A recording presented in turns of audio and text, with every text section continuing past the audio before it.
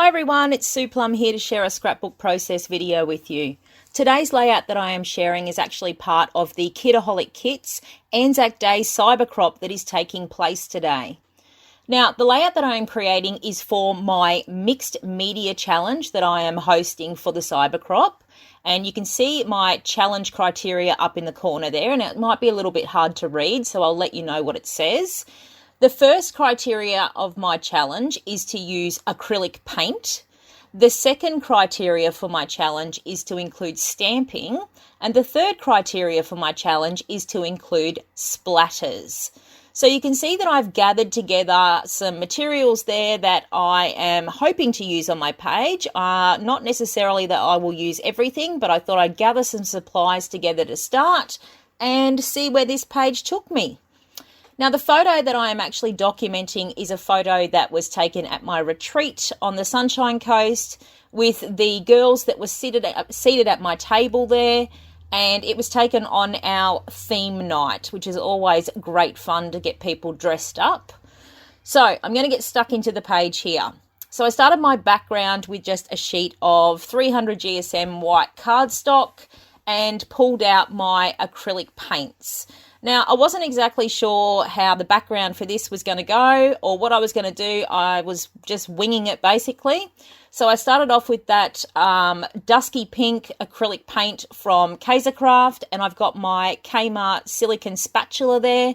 And all I did was squeeze the paint out onto the page and just use the spatula to spread it out randomly. I just wanted to create a sort of painty style background. And I was looking to pull in some of the tones from the photo as well. So there was a bit of pink in the photo. There was also a bit of grey. And yeah, I was just looking at building up some painted layers on the background. Now, I was mixing. I had to set it aside at that point to let it dry. So I just pulled in my papers just to show you what I'm working with here. I was actually using some leftovers from my previous Kitaholic Kits. And I've got some Vicky Bouton papers. I've also got Heidi Swap paper there. And I'm just looking at using up some of the leftover bits that I had that I thought would work well with this. So I'm sort of aiming to work with the pink and blue tones that are prominent in the photo. So all I did was ripped, cut, tore, all the usual things that I do just to start creating some layers behind that photo. I had that large sort of constellation print piece that was going to run across my background. I absolutely love that paper. I would use it over and over again if I had lots of sheets of it, that Vicky Bouton one. I just love it. So I used one of the Heidi Swap papers. It actually says on it, "You're one of a kind," but I knew that you weren't actually going to be able to see the text in the way that I was using the photo, just the paper behind my photo. So I just cut that down as a photo mat, and then I was looking at creating just some different shapes and textures with the paper across the page. You can see that I've put some tears in there. I've distressed the edges, and I'm just looking at cutting some different sort of shapes of paper just to create those visual interest layers, I guess. I'm actually fiddling with these layers on my mat because at this point my acrylic paint was still drying. I didn't want to use my heat tool if I had to, because you will find that if you use your heat tool on acrylic paint, it has a tendency to bubble up. And that's because acrylic paint has a plastic base. So it was almost dry at this point. You can see that I just dabbed off a couple of wet spots with a bit of paper towel because I knew that that wouldn't matter in the long run with the other paints that I was putting on there. Now, for this next layer of paint, I've got a Dina Wakley paint, and it's sort of a peachy pink colour. And I actually went to one of my favourite tools, you can see there, which is my fingertips. Now, I love the really soft effect that you get when you use your fingers for paint. I love the tactile feel of the paint, and I have no dramas with getting my hands dirty whatsoever. So you can see that I've just added an extra layer in just by putting some paint onto the cardstock and just gently rubbing it in with my fingertips just to blend it in. Now at this point I actually wanted to strip back some of the colour from that background, so I just squeezed out a bit of white acrylic paint onto my very fancy paint palette there, which is an ice cream container lid, and I grabbed my little rubber brayer and I just rolled a bit of white paint over the top just to tone it down, because I didn't want it to overwhelm the photo or the paper layers. It's just to work as a background. So just use the white paint over the top, and you can see how it stripped the colour back. Now, once that was on, I went in with some stamping. So I'm actually using a brick pattern stamp here, which is from Viva Las Vegas Stamps. It's just an unmounted rubber stamp. And I've just stamped that randomly on the background in 3 different areas using a grey ink. I didn't want to use black because I didn't want it to come too much to the foreground. And then I am adding some splatters over the top. Now, I added the splatters using one of the Dina Wakley gloss sprays. The first colour I used was Carnation, which is a pink, but I found that it didn't contrast enough to the pink paints that I already had on the background. So I actually switched colours and I went in with Mineral, which is a blue. It's sort of a nice, it's a really lovely sort of grey blue colour. I really like it. And I found that provided a much better contrast to the pinks that were already on the background. So I just took the nozzle out of the bottle and I just splattered across the page like that. And then once again, I had to set my cardstock aside to dry, because those gloss sprays are actually an acrylic spray. So if you try and dry them off with a heat tool, you will find that they will tend to bubble a bit as well. And I wanted to keep my cardstock as flat as I could for this, so I was happy to wait for it to dry off naturally.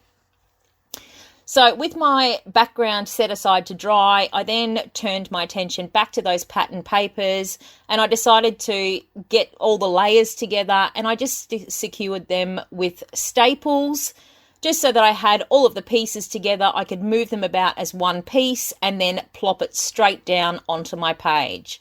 Now, if you know anything about me, you know that I did have some trouble with my long arm stapler in the past, but I'm happy to report that thanks to my dear friend Melinda Sweetman, that I no longer have those issues, because she kindly sent me one that she had, which works great. You can see that I have moved all those pattern paper pieces onto my page now. I've just secured it down with a staple, and then I went back with my Scotch tacky glue in my fine line bottle, and I just squeezed some glue under the edges of it just to help secure it all down onto the page. I've also added a grey paper doily into my stack, which was just out of my stash.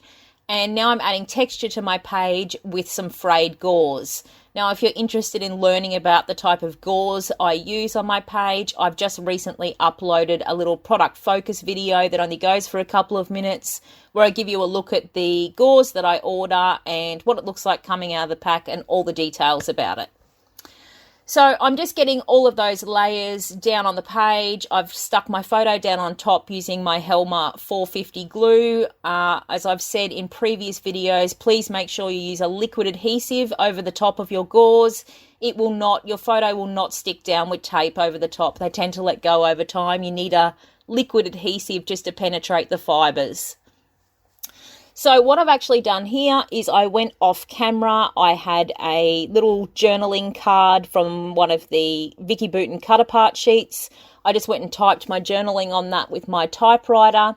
I also had some butterflies that I fussy cut again from some Vicky Booten papers, which I did all of that off camera because nobody wants to watch me fussy cut with scissors. So I ended up with 3. I ended up with that large one that's got the enjoy